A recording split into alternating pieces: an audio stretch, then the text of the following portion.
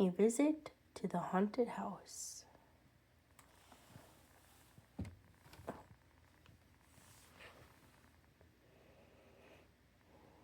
A Visit to the Haunted House, written by Dean Wally, illustrated by Arlene Noel.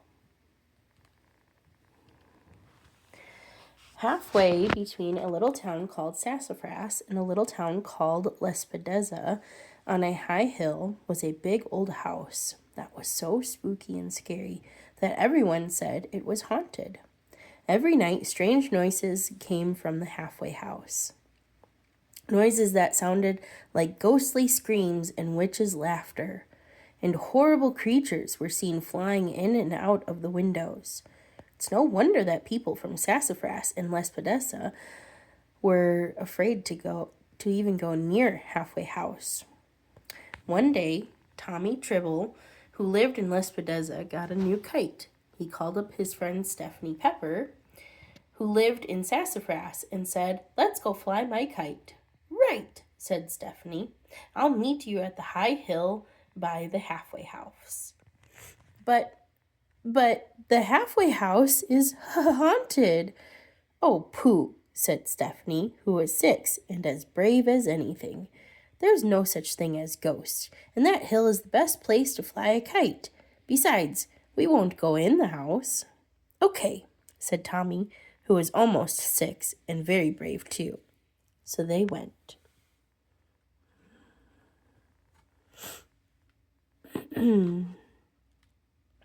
The wind was so strong that it was hard to hang on to the kite. Tommy and Stephanie both had to hold it. And the kite kept blowing closer and closer to the horrible haunted halfway house. Suddenly, snap! The kite string broke, and Tommy Tribble's bright new kite sailed right into an open window of the haunted halfway house. "That's too bad," said Stephanie sadly. "Let's go home now. It's starting to get dark, and I'm scared." "I thought you were brave. Now's your chance to prove it," cried Tommy. "I'm going in there to get my kite, and you're going with me." Stephanie shivered and shook her head. "No!" But when Tommy laughed at her, she decided to go. She didn't want him to think she was a scaredy cat.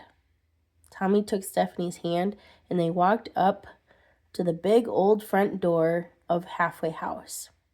It looked like it hadn't been opened in about 77 years, and it was covered with musty, dusty spider webs. "It's probably locked. Let's go home," said Tommy. But just then, creak, the door opened all by itself.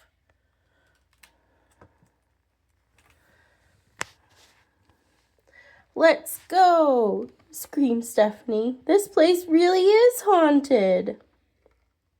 But Tommy said, "No, come on, silly. It's only the wind, and I want to find my kite."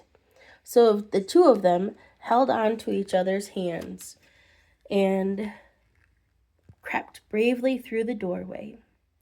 As soon as they were inside the horrible house, even before their eyes grew used to the darkness of the gloomy room, boom! The door slammed shut behind them, and the bolt fell into place, almost as if an invisible hand had locked it. "I want to go home," cried Stephanie. "Me too, but I can't lift this bolt. It's too heavy." Just then the children heard a flap, flip, flapping sound. They looked up and saw a bunch of black furry bats flying right at them. "This way!" yelled Tommy, and he pulled Stephanie after him as he ran from the vampire bats. But those creepy creatures chased the children farther into the haunted house, past cobweb-covered caskets, through dark halls with clammy walls, and up a creaky, squeaky flight of stairs. As the children began climbing the rickety old staircase, they heard rattling chains, and farther away the sound of fiendish laughter. Then it became very, very quiet. Too quiet.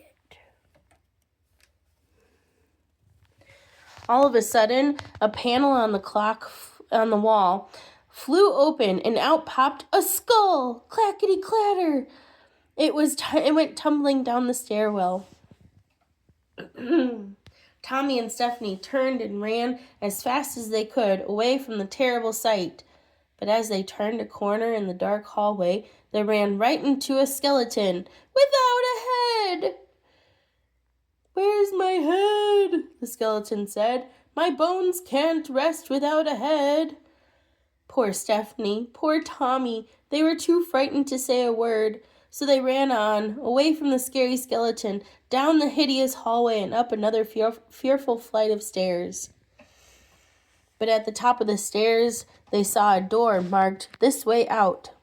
But just as Tommy reached for the doorknob, whoosh! A trap door opened beneath them, and they went tumbling down, down, down through a dark tunnel. And Tommy and Stephanie landed kerplunk in a room full of ghosts. The grinning ghosts were flying around the room, twisting and turning, moaning and groaning. Tommy's eyes were as big as saucers. Stephanie was as white as a sheet. They had to run, they had to find a way out, any way out. The ghosts kept forcing them back against the wall. And as they leaned against the wall, a very strange thing happened. A secret panel began to open. It was a hidden door they had found by accident. And on the other side, they saw a funny little man operating. Is this broken? Oh, it must be broken. A funny little man operating lots of strange machines. "Oh no, please don't hurt me," cried the little man. "I'm sorry for scaring you. Please forgive me." "What is this anyway?" asked Tommy. "Have you been fooling us?" "Well, you see, you might say yes. I've been fooling you," stammered the little man in a shy, squeaky voice. "But why?" cried Tommy and Stephanie together. "Because I was afraid," sobbed the little man, and he broke down and cried. Tommy and Stephanie rushed to his side. There, said Stephanie. "Please don't cry. We forgive you.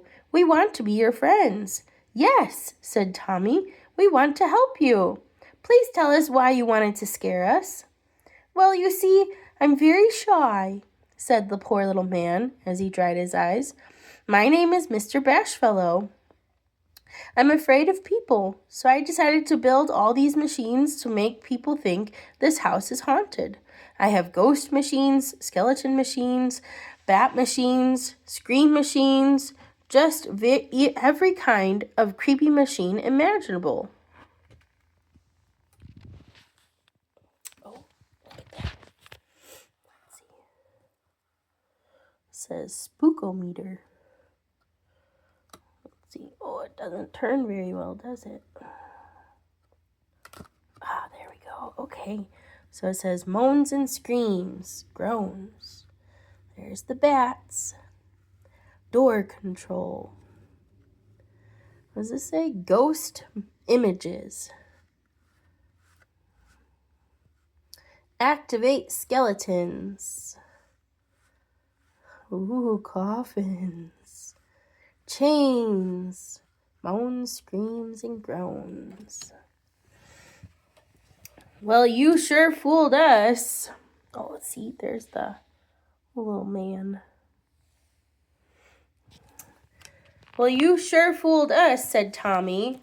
Just then he saw his kite. "Hey, there's my kite. May I have it, please?" "Of course, I'm really very glad it blew in here. You're the first guest I've ever had, and you're really here. You're the first guest I've ever had, and you're really very nice." "Everybody's nice," said Stephanie. "At least everybody in Sassafras and Lespedeza." "As nice as you?" "Oh, yes," said Tommy. "Well, I've just never been around people before. I thought they were all horrid and mean." "Certainly not," said Stephanie. Listen, I have a great idea, cried Tommy. I'll bet you could sell tickets to this haunted house. Lots of people from Sassafras and Lespedeza could come. To be scared? Asked Mr. Bashfellow. It's fun to be scared when you know it's just pretend, said Stephanie. It would be nice to have more friends like you, said Mr. Bashfellow, as a happy blush spread over his face. I think it's a wonderful idea. And the very next day, Mr. Bashfellow, with some help from his new friends, opened the halfway house of Happy Horrors.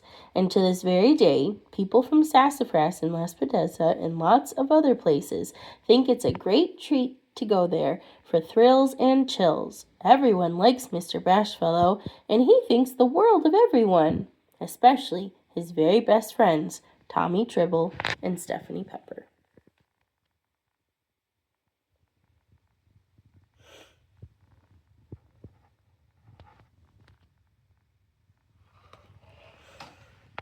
The end.